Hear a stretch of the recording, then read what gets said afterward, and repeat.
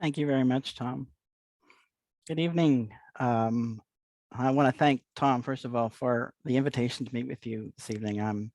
When Tom first reached out to me, I admit to being a little unsure about accepting the invitation.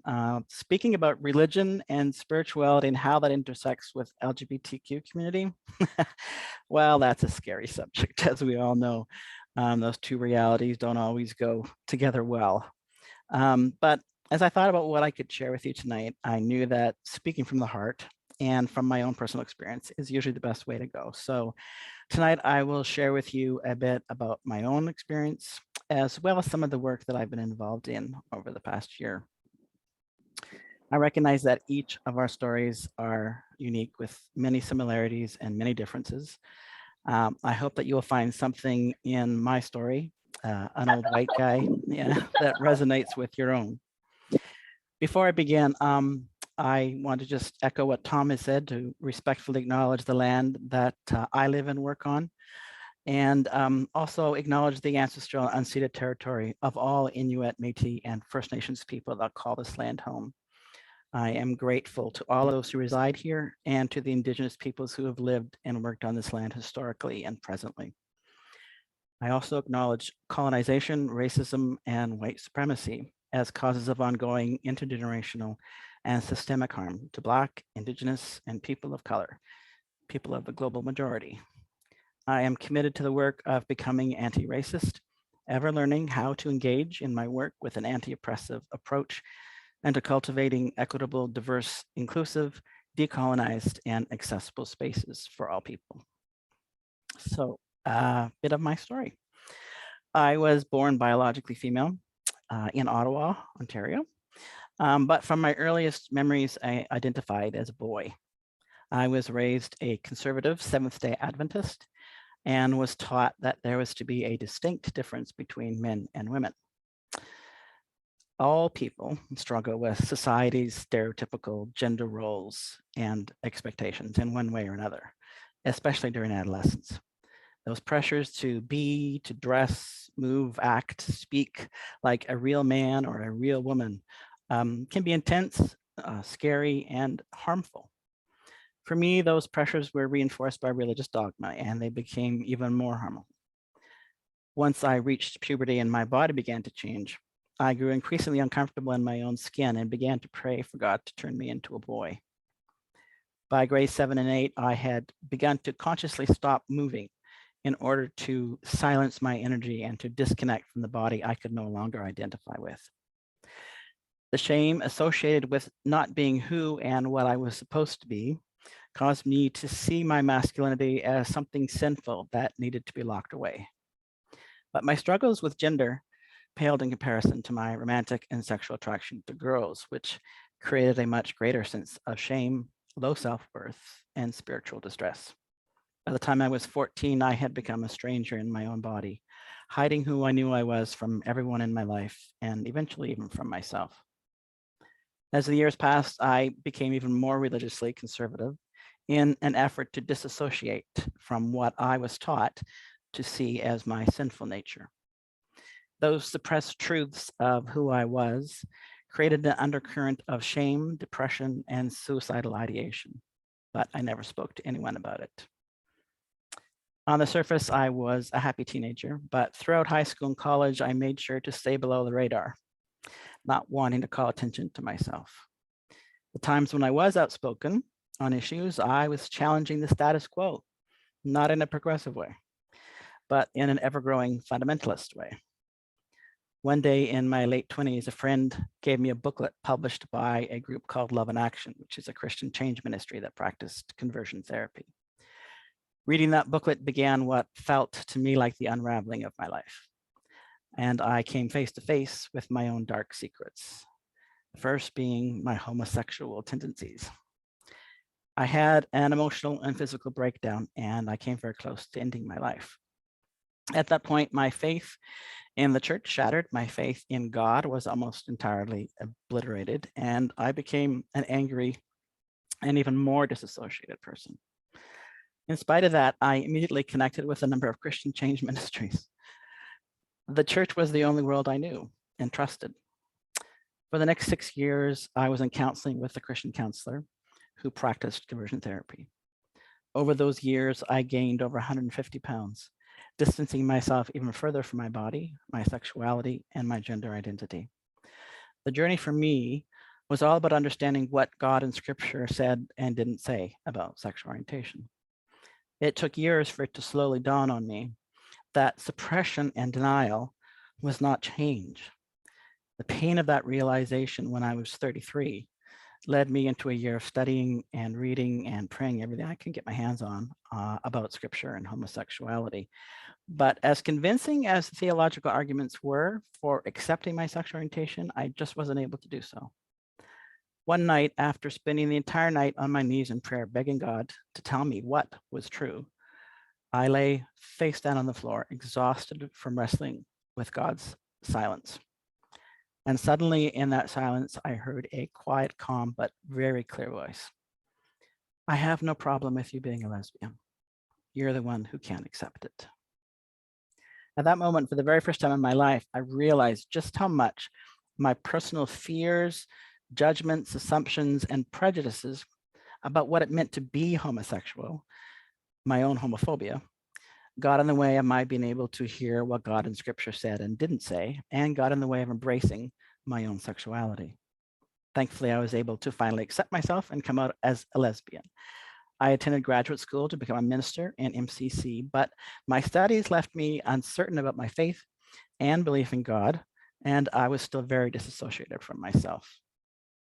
In 2000, I got a job at the National Office of the United Church of Canada, where I discovered a unique faith community, people who were far from perfect, but on the whole, were open to having some difficult conversations. In my early 40s, I started to address the issue of why I couldn't seem to care about my own physical body and health. I thought accepting my sexual orientation would change all that, but it had not. In the process, I slowly became aware of something else I had suppressed long ago. I felt much more masculine than feminine, and I realized I was terrified of it. See, I didn't want to be transgender. And now I found myself battling with my own transphobia, my fear of the stranger within me. My struggle with transphobia was very similar to my struggle with homophobia. I had to learn how my personal fears, judgments, assumptions, and prejudices about what it meant to be transgender got in the way of my being able to hear what God in Scripture said and didn't say, and got in the way of embracing my own gender identity. Once I was able to break through that fear, I slowly learned to welcome the stranger within, only to find that it was an integral part of who I am. When I was 51 years old, I announced to family, friends, and coworkers that I was going to fully transition from female to male. Transitioning is truly a spiritual quest to unite body and soul. While I have lived as Jordan for over 10 years now, I am still learning that when you suppress a part of your core identity, you disassociate from yourself. And it takes time and hard work to reintegrate and become whole again. I am also aware that in some ways, I have bought into the gender binary. And I often wonder, if I had been born in this century, would I have chosen to identify as gender nonconforming or non-binary? Yes, I'm jealous. I was taught that goodness was being like everyone else around me, but I've learned that evil results from disconnection with the self. In the ongoing work of embracing my identity as a spiritually and sexually embodied human, I discovered that uniformity or sameness creates disease and diversity creates life. I grew up enjoying the warmth and safety of a faith community, but quickly learned I belonged only if I rejected and suppressed core parts of my identity. Once I began to speak my truth, I experienced harsh judgment, rejection, and marginalization. For me, being pushed to the margins taught me a bit, just a little bit, about oppression. One day shortly after coming out, while considering whether or not I felt safe enough to wear a t-shirt with a pink triangle on it in public, it hit me that people of color and people with any visible difference couldn't choose when to be out. They have no choice but to move in the world facing judgment and hatred just from being who they are. As a white lesbian, I could choose when and where and how I wanted to be out. And I remember falling on my knees beside my bed that day and wept as I realized for the first time in my life, my privilege. Over time, I began to see that being marginalized was a gift because it forcibly shifted my perspective, one of privilege, and allowed me to learn more about the perspectives of others who I had never thought about before. And that was just the beginning of learning about my classism, my white supremacy, my racism. But it wasn't until I transitioned and people began to see me as a man that I began to understand how differently men are treated. One of the first things I noticed was how people would make more space for me as I walked down the sidewalk or the aisle of a store. People saw and heard me. The direct eye contact, the way they made space for me was shocking.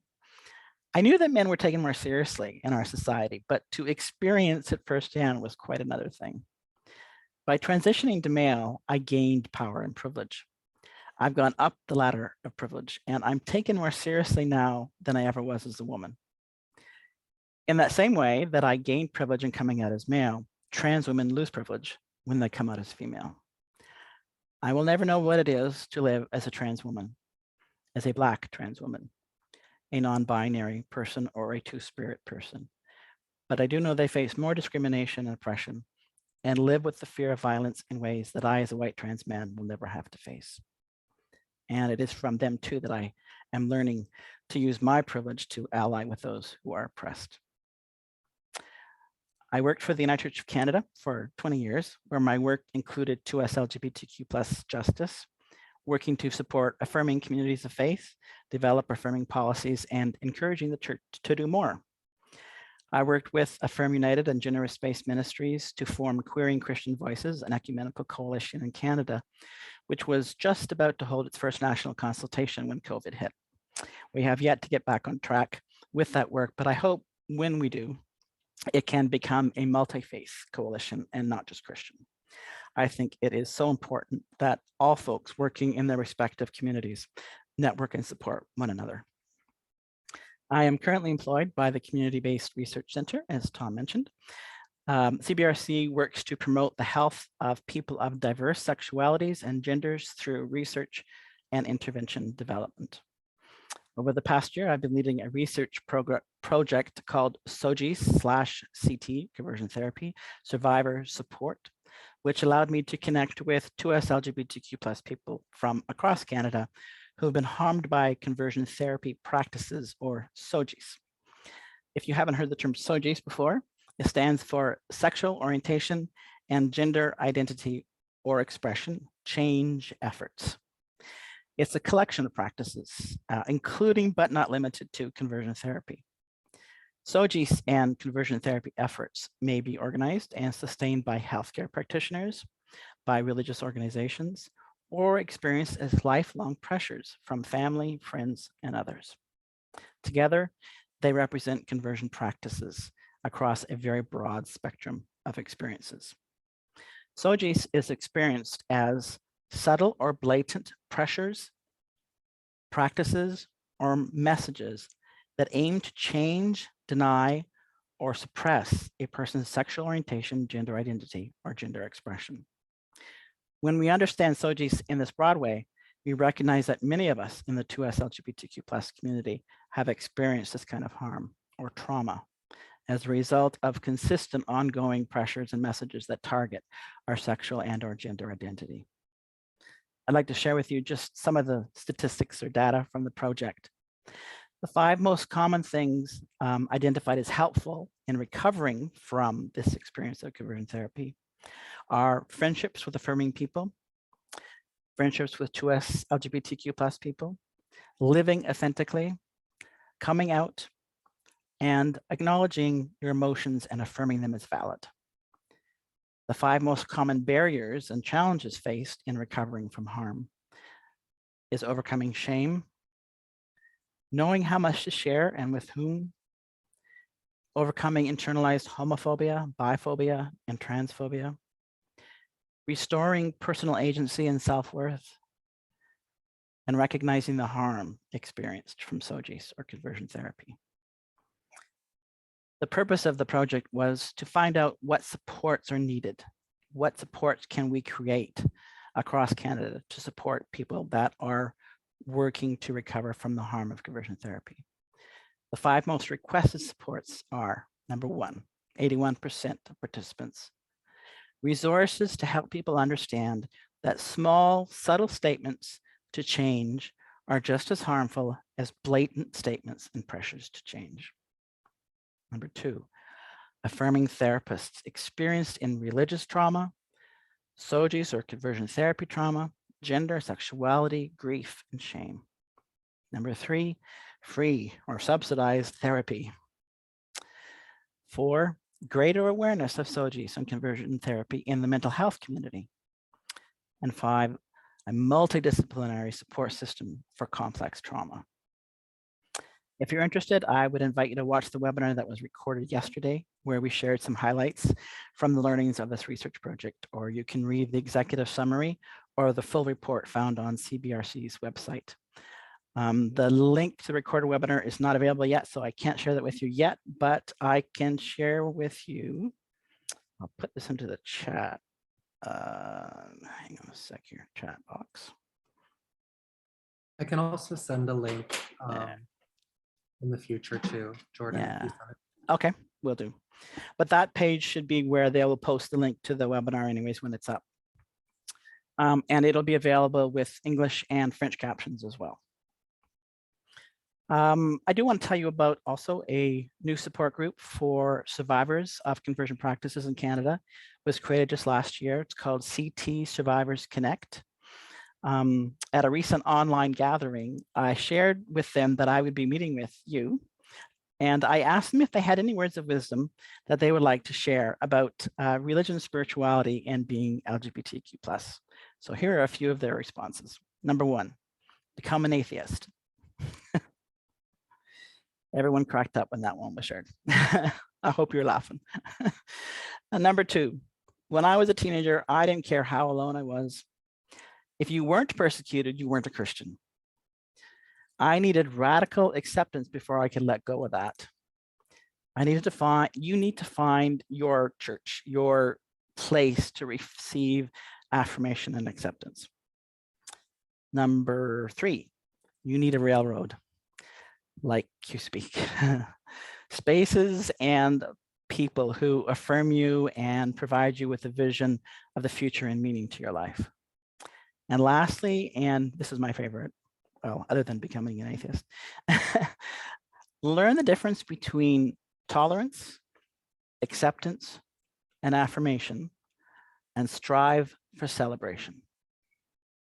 Not easy, I know. So I'm going to pop into the chat the website link and Facebook group for CT Survivors Connect, if you guys are interested in checking that out. So just in closing, I wanted to recommend 2 books that have been particularly inspirational to me. One is called The Soul of the Stranger, Reading God and Torah from a Transgender Perspective by Joy Ladin. Whether you're Christian or Jewish, or if I think any other faith, it's just so brilliantly written, talking about God as love. And to me, that's my understanding of God, love.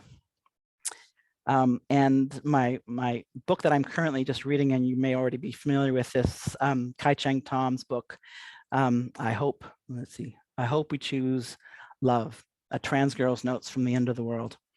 Kai Cheng spoke at CBRC Summit last fall, and I was just blown away by them. So much wisdom learned through engaging in activism and justice work and being harmed and in the process. So how do we engage in activism and justice work and not hurt each other in the process? So that's a bit about me and my work. I really would love to hear about you all, and I'm open to any questions you might have. And I invite your honest and open feedback to me personally and professionally, because I'm here to learn from you as well. And that's it.